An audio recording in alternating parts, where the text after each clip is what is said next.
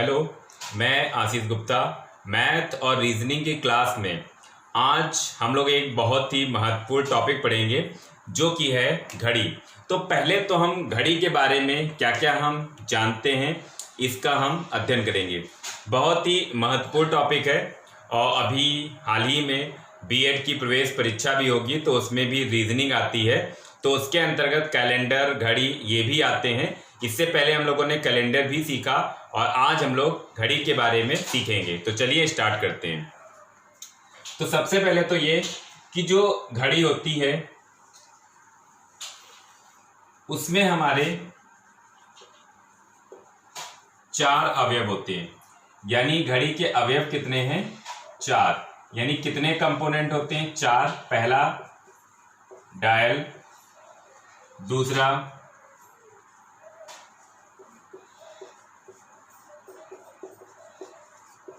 घंटे की सुई, तीसरा मिनट की सुई और चौथा सेकंड की सुई।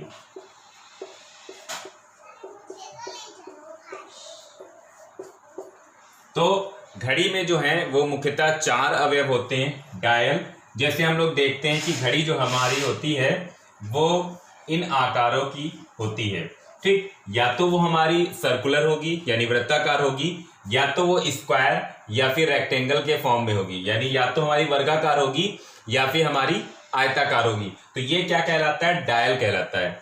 इसमें 1, 2, 3, 4, 5, 6, 7, 8, 9, 10, 11 और 12। यानी घड़ी में हमारे 1 से लेकर 12 तक नंबर या फिर चिन्ह बने होते हैं। कहीं कहीं नंबर नहीं होते हैं तो वो चिन्ह बने होते हैं, ठीक, इस तरीके से। और यहाँ पर जो है वो हमारी सुइयां होती है। जो हमारी घंटे की सुई होती है वो चौड़ी होती है और छोटी होती है। घंटे वाली सुई जो है वो चौड़ी होती है और हमारी छोटी होती है। जो हमारी मिनट वाली सुई होती है वो घंटे वाली सुई से पतली होती है और उससे लंबी होती है, जैसे ये। और जो हमारी सेकंड वाली सुई होती है वो हमारी दोनों सुइयों से बड़ी होती है और उनसे पतली होती है। तो ये हम जानते हैं कि डायल, घड़ी की, घंटे की सुई, मिनट की सुई और सेकंड की सुइयां जो हैं वो इसमें होती हैं। उसके बाद आज हम लोग इसके अंतर्गत कई क्वेश्चन बनते हैं, तो आज हम लोग इसके अंतर्गत एक तरीके के क्वेश्चन पढ़ेंगे और फिर आगे जो है वो अन्य तरीकों के। तो सबसे पहला है प्रतिबिंब पर आधारित प्रश्न। यानी घड़ी के प्रतिबिंब पर आधारित बहुत सारे प्रश्न परीक्षाओं में पूछे जाते हैं, तो आज हम इसके बारे में अध्ययन करेंगे। तो इसमें भी 2 तरीके के। पहला है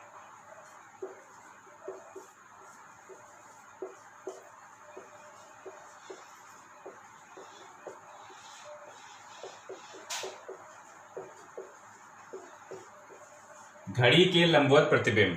यानी जो हमारा घड़ी है, हमारी घड़ी के लंबवत प्रतिबिंब दर्पण में। देखिए इसके बारे में हम लोग पहले जाने। जैसे समझ लीजिए कि ये हमारा दर्पण है जिसमें हम लोग चेहरा देखते हैं। तो ये दर्पण है और एक ये घड़ी है, इसका प्रतिबिंब हमको ये दिख रहा है, ठीक। ये ओरिजिनल घड़ी है यानी ये वास्तविक है और ये हमारा क्या है? प्रतिबिंब है।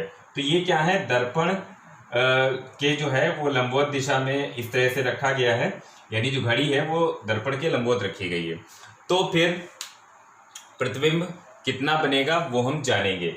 देखिए जैसे हम लोग भी अपना फेस जो है दर्पण में देखते हैं, तो हम लोगों ने नोटिस किया होगा कि जब भी हम दर्पण में कोई चीज देखते हैं तो उसमें वास्तविक और जो उसका प्रतिबिंब बनेगा यानी जो उसकी इमेज बनेगी उसमें क्या चेंजिंग आती है।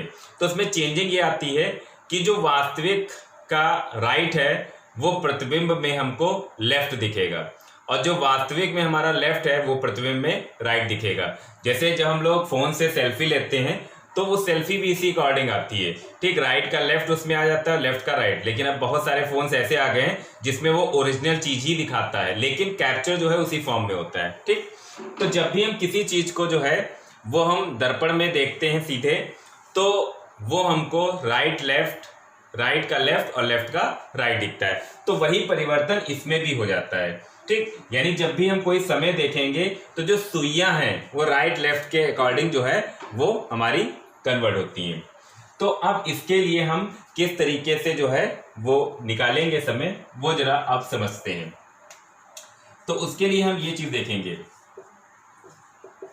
बहुत ही आसान तरीका, वास्तविक और प्रतिबिंब। तो हम जानते हैं कि 1 2 3 4 5 6 7 8 9 10 11 और 12। अब जरा समझिए, हमने बताया राइट का लेफ्ट दिखता है। अब अगर कोई सुई जो है वो 12 पे है इस तरीके से, तो अब राइट लेफ्ट की तो बात ही नहीं, क्योंकि वो कहाँ पर है, मिडिल में। यानी 12 जो है, यानी अगर जब 12 बजेगा घड़ी में, यानी दोनों सुई कहाँ होंगी, 12, तो प्रतिबिंब में भी हमको क्या दिखेगा, 12 ही दिखेगा। तो 12 में कोई परिवर्तन नहीं होगा। ठीक, जैसे प्रतिबिंब में हमारी नाक है, तो नाक बिल्कुल सेंटर पे है, तो प्रतिबिंब में भी तो हमारी नाक वहीं दिखती है, ना कि वो राइट लेफ्ट हो जाती है। ठीक, तो जो मिडिल में है, ठीक, उसमें कोई चेंजिंग नहीं होगी। तो 12 मिडिल में होता है, इसलिए कोई चेंजिंग नहीं होती। क्यों? क्योंकि दोनों सुई 12 पे होती हैं। अब ऐसे कहेंगे 6 भी मिडिल में है, लेकिन 6 में दोनों सुई 6 पे नहीं होती है। ठीक, तो जब 12 बजता है तो दोनों सुई 12 पे आती है, इसलिए उसमें कोई परिवर्तन नहीं होता है। अब आसानी से याद रखने के लिए देखिए, 1 2 3 4 5 6 7 8 9 10 11। देखिए, जैसे मान लीजिए 1 है, ये 12 है और ये 11 है, ये हमारा बच गया 1। ठीक, लेकिन जब हम इसको दर्पण में देखेंगे तो हमने बताया राइट का लेफ्ट, लेफ्ट का राइट दिखता है, तो ये इस साइड में सुई है, और जब हमें दर्पण में दिखेगी तो इस साइड दिखेगी, स्थान वही रहेगा ये। तो क्या बचेगा, 11। तो देखिए 1 के विपरीत क्या हो जाएगा, 11 हो जाएगा। ठीक, अगर 3 बज रहा है तो 3 के विपरीत कितना हो जाएगा हमारा, 9, यानी इस तरीके से दिखेगी। ठीक, तो समझने के लिए ये तरीका काफी यूजफुल है। कुछ नहीं, 1 से 12 तक वास्तविक, और फिर 12 तो 12 ही रहेगा, और फिर 1 से 11 तक ये हमारा प्रतिबिंब हो जाएगा। ठीक, देखिए अगर ये कहा गया कि कोई घड़ी जो है उसका प्रतिबिंब जो है वो 5 बजा रहा है, तो वास्तविक समय क्या होगा, 7। अगर हमारा प्रतिबिंब 7 बजा रहा है तो वास्तविक समय क्या होगा। ठीक, लेकिन अब इसको शॉर्ट ट्रिक से कैसे हम करेंगे, तो देखिए शॉर्ट ट्रिक से इसमें हमारा हो जाएगा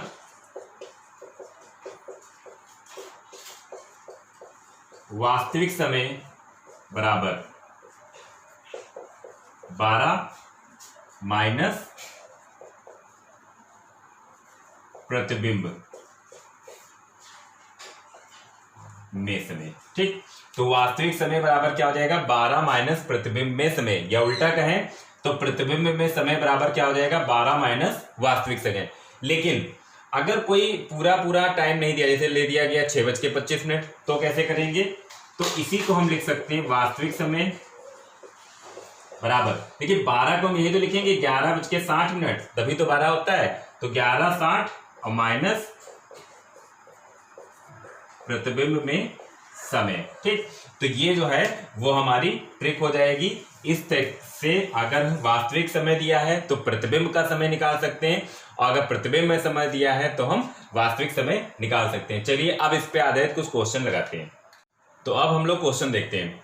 तो क्वेश्चन है, यदि घड़ी में 6:25 हुए हैं तो दर्पण में देखने पर प्रतिबिंब में क्या समय होगा। ठीक, तो देखिए जब भी इस तरह का क्वेश्चन आए कि दर्पण में देखने पर, तो दर्पण का मोस्टली मतलब जो है वो यही होता है कि लंबवत देखने पर, क्योंकि दर्पण हम लोग हमेशा इस तरीके से देखते हैं। ठीक, तो देखिए 6:25 हुए हैं तो प्रतिबिंब में क्या समय होगा। अभी हम लोगों ने फॉर्मूला पढ़ा था कि प्रतिबिंब में समय बराबर 11:60 माइनस वास्तविक समय। तो 11:60 माइनस वास्तविक समय कितना है, 6:25, तो 6:25। अब हम इसको माइनस कर लेंगे, तो ये हमारा कितना आ गया 5:35। ठीक, यानी जो हमारा वास्तविक समय था वो 6:25 हो रहे थे, तो प्रतिबिंब में हमारा समय क्या होगा 11:60 माइनस वास्तविक समय, तो 11:60 माइनस 6:25। ठीक, तो ये हमारा हो जाएगा 5:35। चलिए नेक्स्ट क्वेश्चन देखते हैं। तो सेकंड है घड़ी का क्षैतिज या जल में प्रतिबिंब, यानी अगर हमारी इस तरीके से एक घड़ी है और इस तरीके से उसका प्रतिबिंब बन रहा है और ये हमारा जो है वो क्या है क्षैतिज। ठीक, या फिर जल में प्रतिबिंब, जैसे हम लोग खड़े हैं और नीचे जल है उसमें हम लोग अपना प्रतिबिंब देखते हैं, तो हमें क्या चीज महसूस होती है कि हमारा जो है उसमें अप का डाउन और डाउन का अप हो जाता है। ठीक, तो वही चीज यहां पर भी है, यानी अप का डाउन और डाउन का अप हो जाएगा। ठीक, तो इसको निकालने के लिए हमारा फॉर्मूला क्या है, यानी शॉर्ट ट्रिक क्या है, तो इसके लिए हमारी ट्रिक है वास्तविक समय बराबर 1790 माइनस प्रतिबिंब में समय।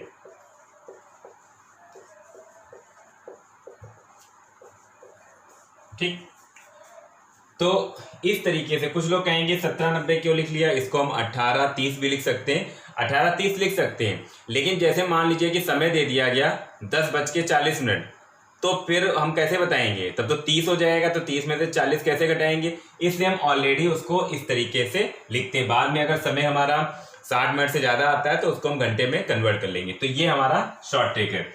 अब मान लीजिए क्वेश्चन हमारा ये लिखा है कि घड़ी में समय 10:38 हो रहा है, तो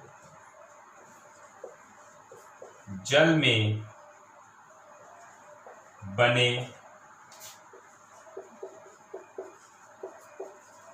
प्रतिबिंब का समय क्या होगा।